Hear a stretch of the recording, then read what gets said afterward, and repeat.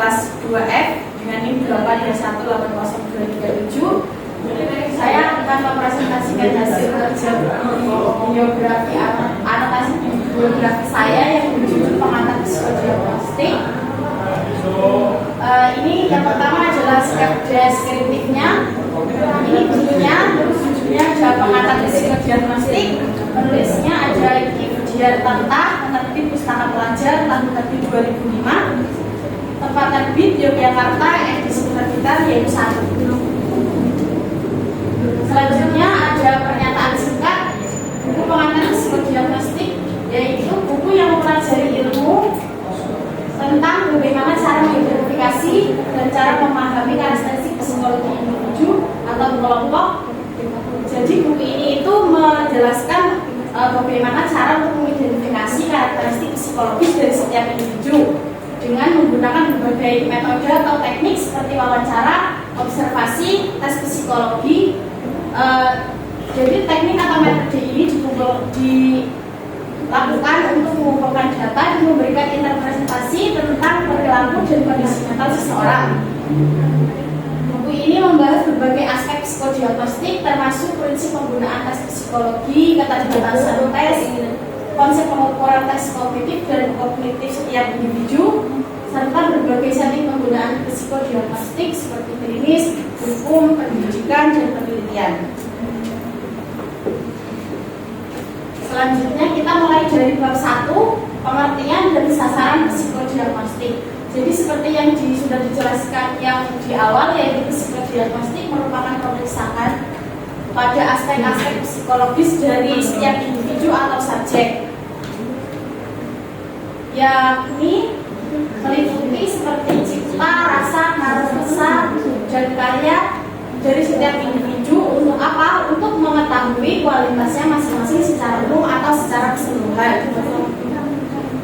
Selanjutnya yaitu sasaran psikodiagnostik sendiri. Nah, sasarannya sendiri merupakan setiap individu atau kelompok yang memiliki kepribadian dari seorang individu tersebut, yaitu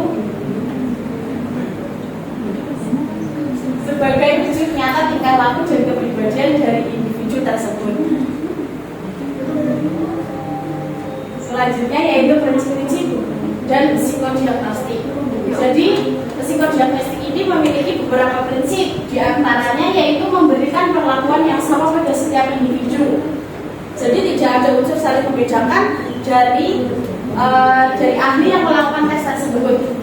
Yang kedua yaitu kesadaran individu untuk menjalani psikodiagnostik. Jadi setiap individu yang akan melakukan tes harus memiliki kesadaran dan untuk memberikan pernyataan-pernyataan yang mungkin dibutuhkan dengan jujur. Selanjutnya yaitu tersedianya sarana dan prasarana untuk pemeriksaan tes psikodiagnostik. Jadi tes ini juga memerlukan sarana dan prasarana untuk dilakukannya tes. Selanjutnya yaitu ada biaya, tenaga profesional, serta menjelaskan bagaimana strategi dalam pelaksanaan psikodiagnostik yang bijaksana. Artinya sesuai dengan kebutuhan tujuan pemeriksaan tersebut, serta meminimalisir adanya akibat dari beberapa kelemahan dari tes tersebut yang mungkin nantinya akan terjadi. Selanjutnya yaitu ada prosedur pelaksanaan psikodiagnostik, yaitu yang pertama ada mengidentifikasi klien. Jadi seorang ahli ini akan melakukan yang pertama kali yaitu mengidentifikasi kliennya. Yang kedua, merumuskan masalah-masalah yang berhubungan dengan beberapa hal. Jadi beberapa ahli itu akan menanyakan masalah-masalah yang mungkin terjadi pada kliennya. Yang ketiga yaitu mencari data klien. Yang keempat, melakukan diagnosis dengan campur tangan klien untuk melakukan konseling. Jadi nantinya seorang ahli itu akan menanyakan beberapa hal untuk melakukan konseling.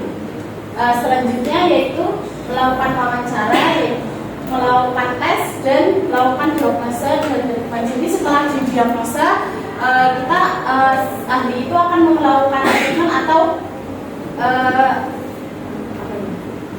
melakukan seperti penyembuhan, proses penyembuhan untuk kliennya tersebut. Yang kedelapan yaitu evaluasi. Selanjutnya yaitu dari 8 ini kita akan memerlukan beberapa pendekatan. Yang pertama ada pendekatan perilaku behavioral, yaitu pembelajaran kondisional dengan teknik memberi treatment untuk problem tingkah laku dari klien tersebut. Pendekatan behavioral ini dibagi menjadi 3 tingkat tingkah laku. Yang pertama adalah tingkah laku yang berlebihan, kedua tingkah laku yang kurang, ketiga yaitu tingkah laku yang kurang wajar. Yang kedua adalah teknik objektif atau bisa disebut juga dengan psikotes. Yang ketiga yaitu teknik proyektif, merupakan latar belakang dari psikoanalisa dari Selanjutnya ada bab 4 dan sekalian bab 5, yaitu yang pertama ada administrasi tes. Administrasi tes sendiri merupakan urutan penyelenggaraan atau pengetesan dari awal sampai akhir dengan laporan tertulis secara lengkap, yaitu persiapan pelaksanaan tes, mulai dari pemberian instruksi, pengumpulan data hingga tabulasi skor. Selanjutnya yaitu membuat laporan pemeriksaan psikologis berdasarkan norma tes dengan berbagai metode yang ada. Selanjutnya yaitu masalah-masalah dalam tes psikologis. Pastinya dari tes psikologis dari ahli dan juga klien pastinya akan menemukan masalah di sini, karena psikologis ini berhadapan dengan manusia yang memiliki banyak masalah dan bukan dari segi kliennya, pada situasi dan lingkungannya, fasilitas, dan pada psikologisnya sendiri. Biasanya masalah yang sering terjadi pada tes ini yaitu kebohongan dari jawaban atau keterangan dari klien. Jadi nantinya para ahli akan menanyakan keadaan, tapi kliennya sendiri itu akan berbohong karena mungkin malu ataupun sebagainya karena tidak mau berjujur kepada ahlinya. Dan para pekerja juga diharapkan harus objektif dalam kualifikasi pemeriksaan psikologis tersebut dan sesuai dengan etikologi psikologi. Selanjutnya ada bab 6 yaitu permasalahan etika psikologi. Jadi seseorang ahli mempunyai tanggung jawab moral pada etika di bidang psikologi. Pada umumnya sudah termasuk dengan kerahasiaan, dan seorang ahli tidak boleh sembrono, lalai, sembarangan pada kompetensi. Seorang ahli juga memiliki tanggung jawab untuk menjelaskan dan memiliki banyak tanggung jawab lainnya. Jadi seorang ahli itu harus memiliki tanggung jawab, yaitu memberikan pernyataan kondisi dan bagaimana seorang lainnya itu harus menghadapi kondisi-kondisi tersebut. Selanjutnya yaitu komentar evaluatif, yaitu yang pertama ada kelebihan dari buku tersebut. Yang pertama ada kredibilitas penulis. Penulisnya yaitu Ki Budiartanta adalah seorang akademisi dan praktisi psikologis yang memiliki rekam jejak dari bidang psikologis pendidikan dan psikodiagnostik. Yang kedua, kualitas argumen dan pembahasan. Di buku tersebut ada beberapa tokoh psikologi yang disebutkan sebagai landasan, yang menyebutkan landasan teori, meskipun tidak dibahas terlalu mendalam. Yang ketiga yaitu sistematika yang terstruktur. Buku ini mengikuti alur proses psikodiagnostik dan pengangkat konsep dasar teknik, seperti pengumpulan data, penggunaan alat tes hingga penyusunan laporan. Selanjutnya yaitu kekurangan. Yang pertama tidak mengakomodasi pendekatan multikultural. Buku ini cenderung masih berorientasi pada konteks normatif dan umum, tanpa membahas keragaman budaya, latar belakang sosial, atau isu-isu budaya dalam proses psikodiagnostik. Yang kedua yaitu dalam segi penyajian, buku tersebut masih menyajikan bukunya dengan sifat tradisional dan cukup monoton. Yang ketiga yaitu minim validalitas atau tes secara teknis.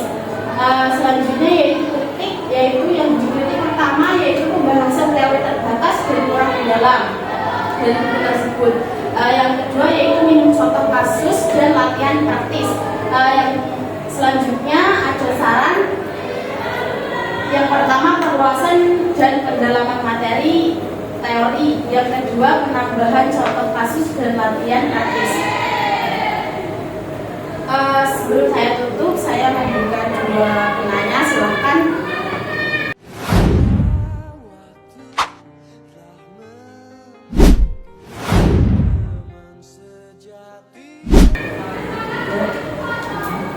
Perkenalkan, saya Ainul Maulana, izin bertanya, mengapa menurut Anda ukuran penyajian dari buku tersebut masih tradisional dan monoton? Terima kasih. Menurut saya, mengapa saya menuliskan bahwa penyajian buku tersebut masih tradisional dan monoton? Karena sebagian buku tersebut itu seperti hanya tulisan, tidak ada gambar mengenai ilustrasi, alat tes, atau mungkin menyajikan bagaimana tes-tes tersebut dilakukan, terus juga tidak menggambarkan wujud dari beberapa ahli yang memberikan berbagai pernyataan mengenai tes-tes tersebut. Ya, selanjutnya. Baik, Ibu Mas bertanya, perkenalkan nama saya dari Yanti, bertanya, menurut Anda bagaimana bentuk dari tanggung jawab moral dari seorang ahli psikologis terhadap seorang peserta tes? Jadi bagaimana tanggung jawab dari seorang ahli tersebut? Jadi kan seorang ahli ini yang membuka tes tersebut. Nantinya akan ada seorang peserta yang mungkin nanti dalam tes tersebut nanti akan berbagai pertanyaan. Yang pertama mungkin akan ditanyai tentang kepribadian, ditanyai mengenai data-data, terus selanjutnya juga mengenai yang nantinya akan disimpulkan beberapa diagnosa, dan itu merupakan kewajiban yang bersifat kerahasiaan yang harus ditutupi oleh seorang ahli tersebut, dan juga untuk memberikan kepercayaan kepada seseorang yang melakukan tes. Cukup sekian mungkin dari saya, banyak dan kurangnya saya mohon maaf. Wabillahi taufiq wal hidayah. Wassalamualaikum warahmatullahi wabarakatuh. Waalaikumsalam warahmatullahi wabarakatuh.